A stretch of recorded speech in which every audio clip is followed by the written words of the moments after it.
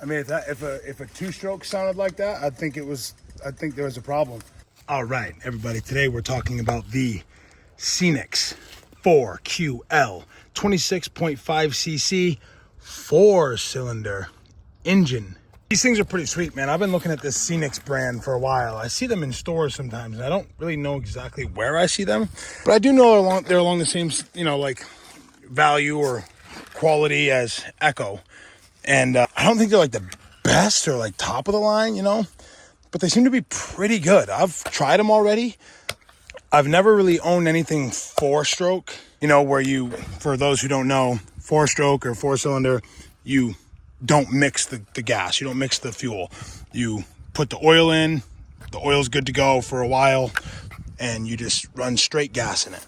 But what I liked about these is that they were like my Husqvarna 122 HDs, is that you can flip this over. And we do a lot of manicuring, so I like having that. The Husqvarna does have one more position, which is kind of like right there. This one just goes straight up and down or all the way to the side. You can go to both sides, like this. But I really like these things. They start up really good. Another thing that I like is both of these blades move. You see on a lot of hedge trimmers is only one of the blade moves. You have a stationary blade, and then this blade just moves back and forth. But both of these move back and forth like this, and they have some good cutting power. One thing that's taking me a minute to get used to is having this little guard on the end.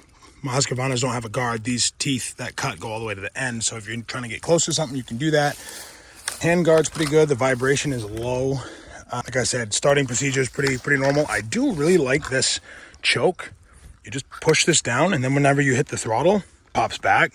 Starts pretty good. So I'm going to be doing a couple more videos. I have an extendable, like a telescopic pole saw from Echo that I'm going to be doing a tutorial on, or my review on, and I have a backpack blower, and I'm going to have some exciting ones. We're expanding the business a little bit here in the following months.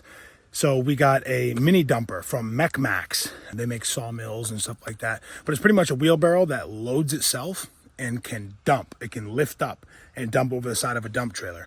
So that's going to be coming. I did a bunch of research on the engine that's on there. And I guess, go-kart enthusiasts, small engine enthusiasts like this Chinese engine.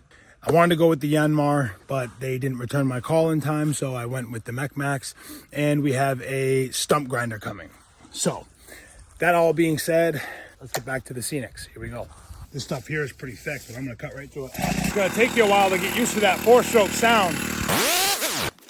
So if any of you guys know anything about hedge trimmers, or if you guys live in Florida and you guys are trimming anything like Ligustrum or Viburnum, these things are pretty serious. So here's my thumb, right? There's my thumb diameter. Look at the stuff that I'm cutting. That's no joke, man. And I cut through several large things with ease. And I do know from messing with, 4-stroke, messing with go-karts, dirt bikes and things of that nature, I do know that 4-strokes are going to provide you more like low-end torque. And 2-strokes are going to give you more like top-end, like zing, like you'll get that. It's snappy, but it's not really quite as strong on the bottom. So I would say these things are pretty great. I'll do a little update on them, because we're going to be using them. We don't do commercial landscaping, but we'll be using them professionally. These will make my money and pay my bills. So anytime I see one like this that's kind of not being used a whole lot, I like to do a little review on it so people can help make up their minds. But these things are great. You can see how much I took off. I'll have to use the pole saw. I just did this side over here with this, but I'll have to use the pole saw to get up higher. I do have extendable hedge trimmers, but don't really want to get those out right now. So let me get this done, and I'll give you some closing thoughts on what I think about them. I've never cold started these things before, so it's actually cold. That choke is kind of funny, isn't it? Push it down. I think it automatically comes off too.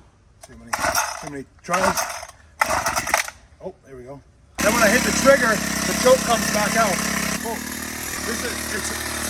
it's all pretty big stuff, and it cuts it pretty easily. I mean, if a 2-stroke sounded like that, I think there was a problem. I think it was running rich. Maybe this is running rich. I don't really know. I don't know too much about 4-stroke tools like this, like small engines. But I'll keep I'll keep trying it. I think it's pretty sweet. All right, yeah.